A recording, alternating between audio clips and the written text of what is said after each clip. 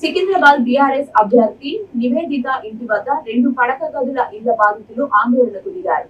మారేడుపల్లి మడ్పోర్ట్ వద్ద 2 పడక గదుల ఇల్లు ఇస్తామని 30 మందికి పైగా బాధితుల నుండి డబ్బులు తీసుకొని మోసం చేశారని ఆరోపించారు.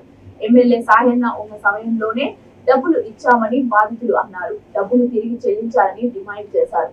తమకు ఇల్లు ఇప్పిస్తామంటే 1,40 లక్షలు దివంగత మాజీ ఎమ్మెల్యే సాయన్నకు కూతురు సమక్షంలోనే ఇచ్చినట్లు వెల్లడించారు.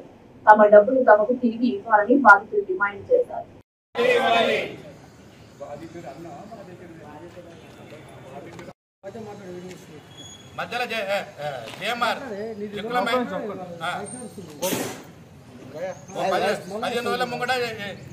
ఈయన వచ్చి ఇక్కడ రాశా మేడం నివేదిత మేడం నడితే నన్మితల జయమార్ వచ్చాడు. చెక్ల మహేశ్వర రెడ్డి వచ్చి మేము వారం రోజులు ఆగండి మీరు సెటిల్మెంట్ చేస్తాను అని చెప్పారు.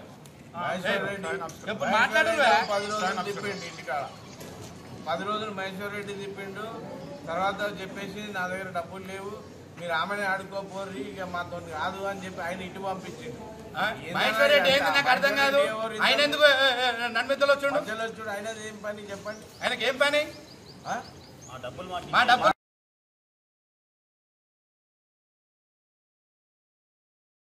ఆయన బిడ్డలు మాకు మంచి చేస్తారా అనుకున్నాం, కానీ వాళ్ళు మాకు మాత్రం ఏం మంచిగా చేస్తలేరు.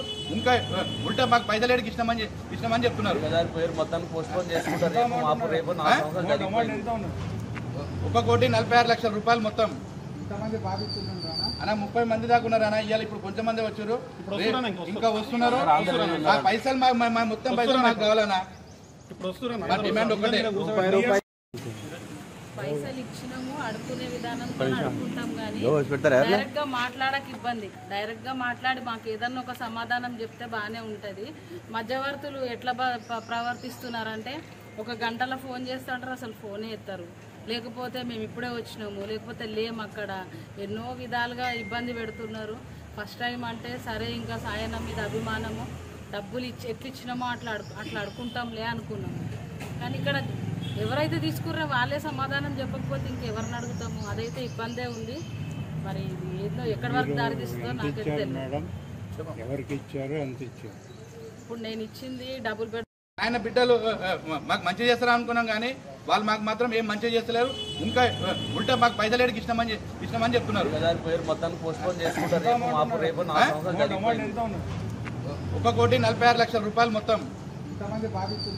అన్న 30 మంది దాకా ఉన్నారు అన్న. ఇవాళ ఇప్పుడు కొంచెం మంది వచ్చారు, ఇంకా వస్తున్నారు. ఆ పైసలు మొత్తం పైసలు మాకు కావాలన్నా. మా డిమాండ్ ఒకటే.